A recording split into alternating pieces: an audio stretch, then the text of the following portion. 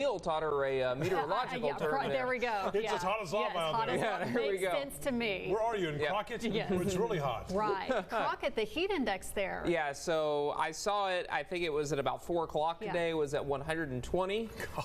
And then it was at 118, 113. Well, it's about 113. So there we go. So much better. yeah, I think the Trinity River down there has turned to lava. I think so too. Or evaporating. Yeah, or evaporating. Well, here's a live look outside in Longview. A few clouds around. Storms.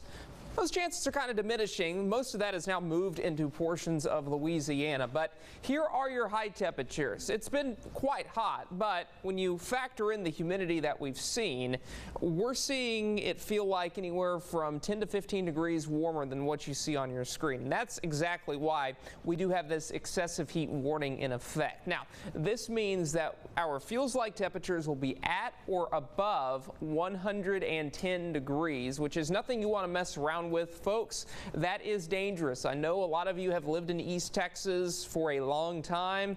It's still dangerous. Be very careful if you're going to be out there for an extended period of time. Lower 90s to the north. It's 92 in Pittsburgh, 100 in Quitman, 94 in Mineola, 94 in Chapel Hill. It is 98 in Henderson. And as we look further off to the south, we continue to see these 90s, so it doesn't look bad outside today. However, let's look at these dew points, because that's really the kicker, and part of the reason why it's so unbearably hot in, let's say, Crockett, is the dew point is at 81 degrees. Folks, we don't see that often, but we have seen that a lot over the last week or so, and this is what happens. It still feels like 117 in Crockett, 117 is the feels like temperature in Henderson.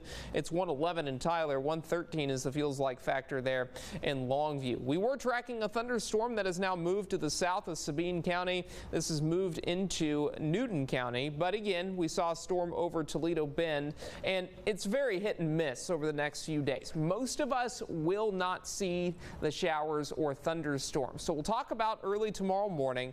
If we do see the storms, they're going to be in our eastern counties. But as we move into tomorrow afternoon, I do expect another area of showers and thunderstorms to begin to form in deep East Texas there, probably to the south, the Palestine, Jacksonville, and Henderson. You can see a couple of bubble up showers and storms. Those will move off to the south.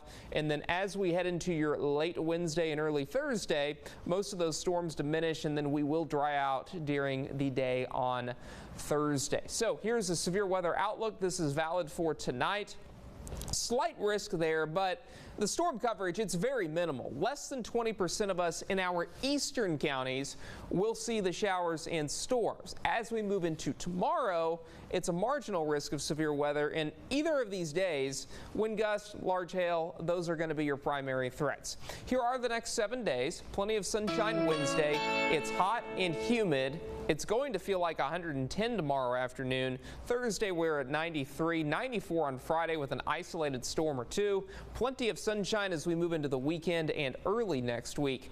Deep East Texas, similar deal. Hot, humid, isolated storm chances Wednesday, Thursday, and Friday.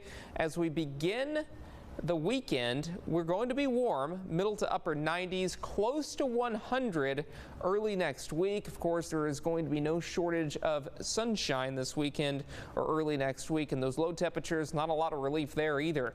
Temperatures will be in the middle to upper 70s. Neil, Casey? And tomorrow, summer starts, and there you go.